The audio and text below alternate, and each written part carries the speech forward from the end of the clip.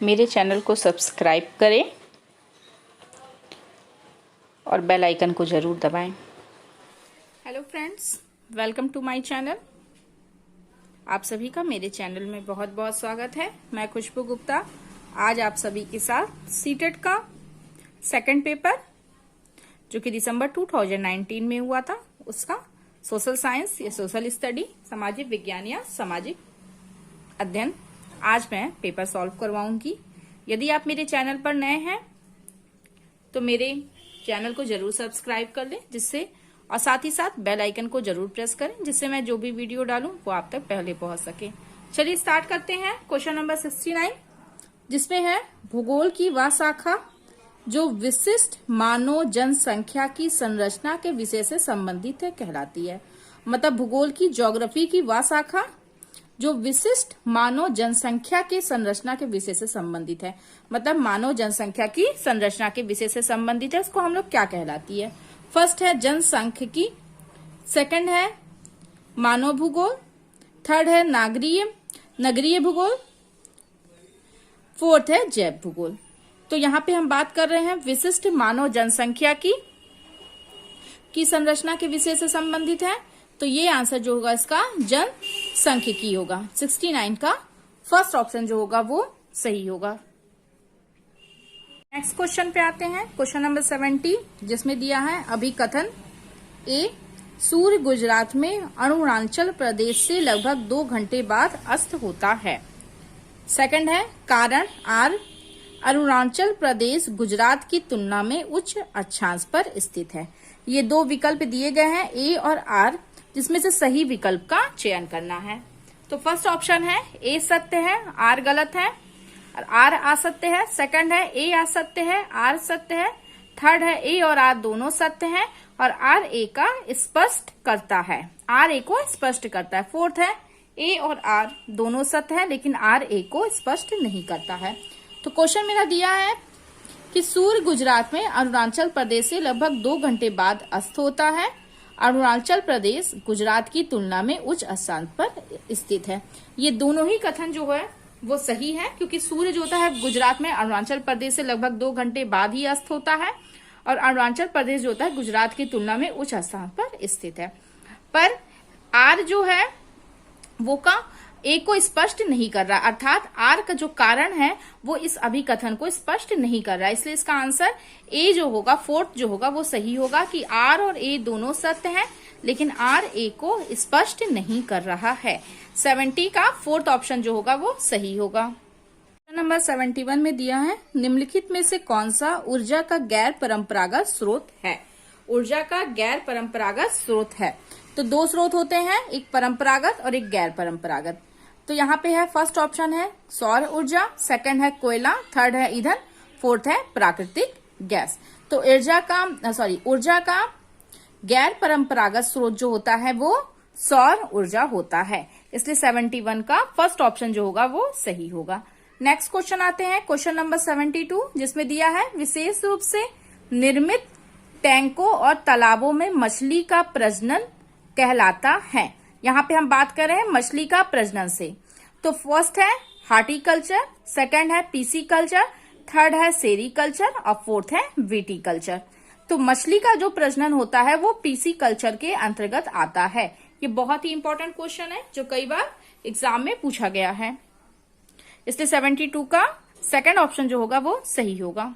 Next question पे आते हैं क्वेश्चन नंबर 73 जिसमें लिखा है स्थल का एक संकरा भाग जो 2 बड़े स्थलीय भागों को एक दूसरे से जोड़ता है उसे कहते हैं। फर्स्ट है द्वीप, सेकंड है खाड़ी, थर्ड है जल संधि, फोर्थ है स्थल संधि। यहाँ पे हम बात कर रहे हैं स्थल का एक संकरा भाग से जो 2 स्थलों को एक दूसरे से जोड़ता है उसे हम स्थल संधि कहते हैं। और यही बात यदि जल के साथ रहता तो जो जलीय भागों को जोड़ता है उसे हम जल संधि कहते हैं। इसलिए स्थल का एक संकरा भाग जो 2 स्थलीय भागों को एक साथ जोड़ता है उसे हम स्थल संधि कहते हैं। 73 का फोर्थ ऑप्शन जो होगा वो सही होगा। नेक्स्ट क्वेश्चन नंबर 74 जिसमें है निम्नलिखित में से कौन सा महाद्वीप आकार में सबसे छोटा है। 7 महाद्वीप होते हैं, जिसमें से ये पूछ रहा है कि सबसे छोटा आकार में कौन है। तो फर्स्ट है यहाँ पे Africa, second Europe, third Australia, fourth है दक्षिण अमेरिका। तो सबसे छोटा महाद्वीप जो है वो मेरा ऑस्ट्रेलिया है। ऑस्ट्रेलिया जो है वो सबसे छोटा महाद्वीप है। तो 74 का थर्ड ऑप्शन जो होगा वो सही होगा। क्वेश्चन नंबर 75, जिसमें दिया है उच्च प्राथमिक स्तर पर सामाजिक विज्ञान में शामिल है। यहाँ पे हम बात कर रहे हैं उच्च प्राथमिक स्तर मतलब अपर प्राइमरी स्टेज पर सामाजिक विज्ञान सोशल साइंस में कौन कौन से सब्जेक्ट्स आपके शामिल हैं। तो फर्स्ट है इतिहास, भूगोल, राजनीतिक विज्ञान और अर्थशास्त्र। सेकंड है इतिहास, भूगोल, राजनीतिक विज्ञान और समाजशास्त्र। थर्ड है इतिहास, भूगोल, राजनीतिक विज्ञान और मनोविज्ञान। फोर्थ है इतिहास, भूगोल, अर्थशास्त्र और समाजशास्त्र। जैसा कि हम जानते हैं कि यहाँ पे उच्च प्राथमिक स्तर अपर प्राइमरी स्टेज पर सामाजिक विज्ञान में इतिहास, भूगोल, राजनीति शास्त्र और अर्थशास्त्र ये 4 सब्जेक्ट का मिश्रण जो है वो हमारा सामाजिक विज्ञान है। इसलिए 75 का फर्स्ट ऑप्शन जो होगा वो सही होगा। नेक्स्ट क्वेश्चन पे आते हैं, क्वेश्चन नंबर 76, जिसमें लिखा है आगमनात्मक अधिगम निम्नलिखित में से किस विधा का विरोधाभासी है। फर्स्ट है अनुकरण, सेकंड है निपुणात्मक अधिगम, थर्ड है व्याख्यानात्मक शिक्षण, फोर्थ है संरचनात्मक प्रशिक्षण। तो आगमनात्मक अधिगम जो होता है वो व्याख्यानात्मक शिक्षण का विरोधाभासी है। तो 76 का थर्ड ऑप्शन जो होगा वो सही होगा। नेक्स्ट क्वेश्चन नंबर 77, जिसमें दिया है दिए गए कथनों ए और बी को पढ़िए और सही उत्तर का चयन कीजिए।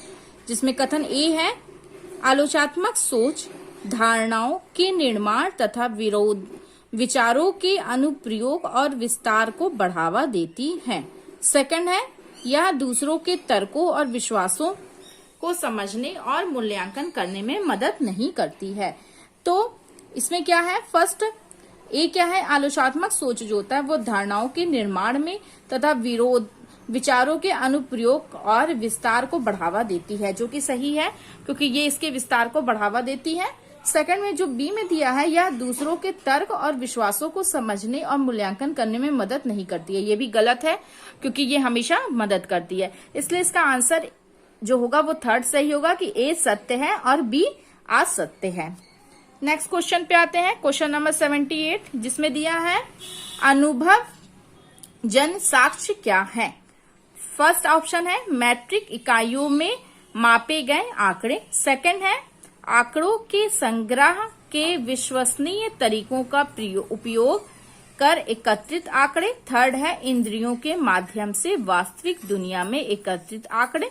फोर्थ है अनुसंधान के लिए एक संख्यानात्मक दृष्टिकोण। अनुभवजन साक्ष्य जो होता है वो इंद्रियों के माध्यम से वास्तविक दुनिया में एकत्रित आंकड़े होता है। 78 का थर्ड ऑप्शन जो होगा वो सही होगा।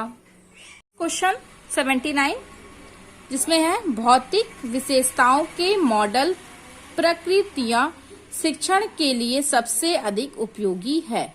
फर्स्ट है भूगोल, सेकंड है राजनीतिक विज्ञान, थर्ड है इतिहास, फोर्थ है अर्थशास्त्र। यहाँ पे हम बात कर रहे हैं कि भौतिक विशेषताएं के जैसे मॉडल प्रकृतियां शिक्षण के लिए सबसे अधिक उपयोगी किसके लिए है, तो वो भूगोल में, क्योंकि भूगोल को ज्यादातर हम लोग मॉडल और प्रकृतियां के थ्रू पढ़ाते हैं, इसलिए इसका ऑप्शन जो होगा 1 भूगोल सही होगा।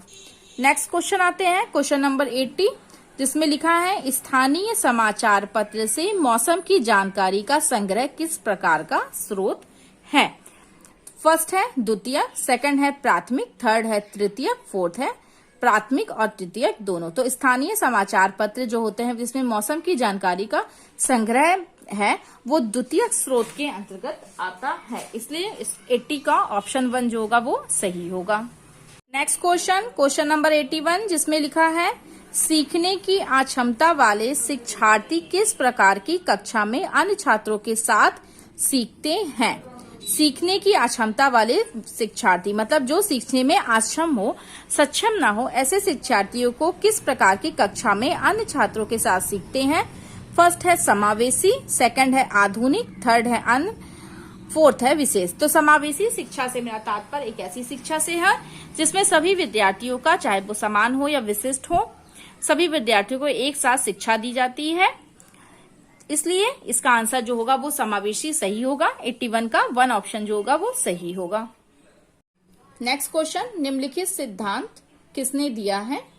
सभी बच्चे विकास के समान अनुक्रम से गुजरते हैं, लेकिन विभिन्न दरों से, इसलिए शिक्षक को पूरी तरह से कक्षा के लिए नहीं बल्कि व्यक्तिगत बच्चों और छोटे समूह के लिए गतिविधियों की योजना बनानी चाहिए।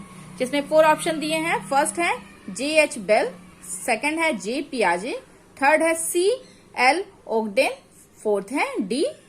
पर्सेल। तो ये जो है पियाजे का सिद्धांत है कि जिसमें सभी बच्चे विकास के समान अनुक्रम से गुजरते हैं, लेकिन विभिन्न दरों से, इसलिए शिक्षक को पूरी तरह से कक्षा के लिए नहीं बल्कि व्यक्तिगत बच्चों और छोटे समूह के लिए गतिविधियों की योजना बनानी चाहिए। ये सिद्धांत जे पियाजे ने दिया है। 82 का सेकंड ऑप्शन जो होगा वो सही होगा।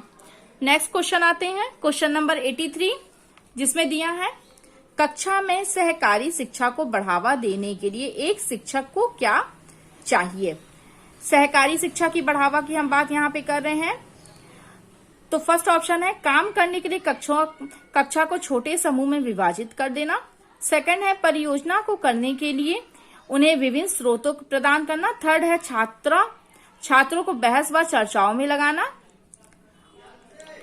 फोर्थ है उन्हें व्यक्तिगत परियोजना देना।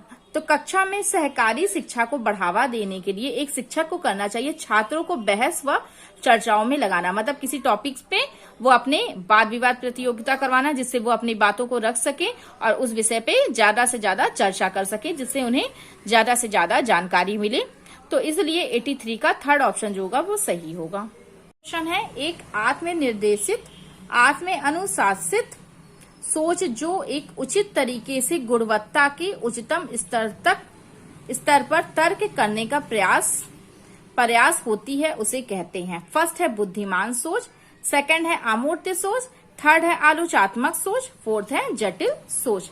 तो यहाँ पे हम बात कर रहे हैं कि एक आत्मनिर्देशित आत्म अनुशासित सोच जो एक उचित तरीके से गुणवत्ता के उच्चतम स्तर पर तर्क करने का प्रयास करती है, ऐसी सोच को हम आलोचनात्मक सोच कहते हैं। इसलिए 84 का थर्ड ऑप्शन जो होगा वो सही होगा। क्वेश्चन नंबर 85, अजंता गुफा चित्रों में इस्तेमाल किए गए रंग निम्नलिखित में से किस सामग्री से प्राप्त किए गए हैं? फर्स्ट है पौधों और खनिज, सेकंड है स्लेट, थर्ड है पशु अंगों के अवशेष, फोर्थ है ग्रेफाइट। तो अजंता गुफा के जो चित्र हैं उनमें इस्तेमाल किए गए रंग जो होते हैं वो पौधों और खनिज से प्राप्त किए जाते हैं। इसलिए 85 का फर्स्ट ऑप्शन जो होगा वो सही होगा। क्वेश्चन नंबर 86, जिसमें लिखा है सबसे पुरानी पांडुलिपियां पर लिखी गई थी, कहाँ पर लिखी गई थी? फर्स्ट है ऑप्शन कागज, सेकंड है लकड़ी, ताड़पत्र और पत्थरों पे। तो सबसे पुरानी जो पांडुलिपियां है वो ताड़पत्रों पे लिखी गई थी, इसलिए 86 का थर्ड ऑप्शन जो होगा वो सही होगा। नेक्स्ट क्वेश्चन नंबर 87, जिसमें है मानव इतिहास में निम्नलिखित में से कौन सी अवधि या काल सबसे लंबी है? 4 है इसमें। फर्स्ट है नव पसार काल, महापसार काल, पूरा पसार काल, मध्य पसार काल। तो इसमें पूरा पसार काल जो है वो सबसे पहली थी पसार काल में और ये सबसे लंबी अवधि थी, इसलिए 87 का थर्ड ऑप्शन जो होगा वो सही होगा। क्वेश्चन नंबर 88, जिसमें दिया है दिए गए कथनों में ए और बी को पढ़िए और सही उत्तर का चयन कीजिए। ए है मेहरगढ़ पाकिस्तान के बोलन दरे के पास एक उपजाऊ मैदान में स्थित है। बी है या खेती और पशुपालन के साक्ष्य पाए जाते हैं। तो मेहरगढ़ जो होता है वो पाकिस्तान के बोलन दर के पास एक उपजाऊ मैदान में स्थित है या खेती और पशुपालन के साक्ष्य पाए जाते हैं, ये दोनों ही सत्य है, सही है। इसलिए इसका ऑप्शन ए और बी जो होगा वो दोनों सत्य होगा, इसलिए 88 का सेकंड ऑप्शन जो होगा वो सही होगा। नेक्स्ट क्वेश्चन 89, भारत के निम्नलिखित राज्यों में से किस एक राज्य में हड़प्पा के नगर सबसे बड़ी संख्या में मिले हैं? मतलब कौन सा ऐसा राज्य है भारत का जिसमें हड़प्पा के शहर जो होते हैं सबसे बड़ी संख्या में मिले हैं? फर्स्ट है गुजरात, सेकंड है जम्मू कश्मीर, थर्ड है पंजाब, फोर्थ है हरियाणा। तो गुजरात जो होता है, गुजरात राज्य में हड़प्पा के नगर की सबसे बड़ी संख्या में मिली है, इसलिए 89 का फर्स्ट ऑप्शन जो होगा वो सही होगा। क्वेश्चन नंबर 90 पे आते हैं, जो कि मेरा लास्ट क्वेश्चन है। ऋग्वेद मूल रूप से निम्नलिखित में से किस भाषा में रची गई है? जबकि हम जानते हैं ऋग्वेद, यजुर्वेद, सामवेद और अथर्ववेद 4 वेद होते हैं, जहां पे हम बात कर रहे हैं कि ऋग्वेद किस भाषा में रची गई है। फर्स्ट है संस्कृत, सेकंड है प्राकृत, थर्ड है ब्राह्मी, फोर्थ है पाली। तो ऋग्वेद जो होता है वो मूल रूप से संस्कृत भाषा में रची गई है। 90 का 1 ऑप्शन जो होगा नंबर फर्स्ट वो सही होगा। यदि आपको मेरा वीडियो पसंद आता है तो मेरे वीडियो को लाइक और शेयर करें और चैनल को सब्सक्राइब करें। Thank you.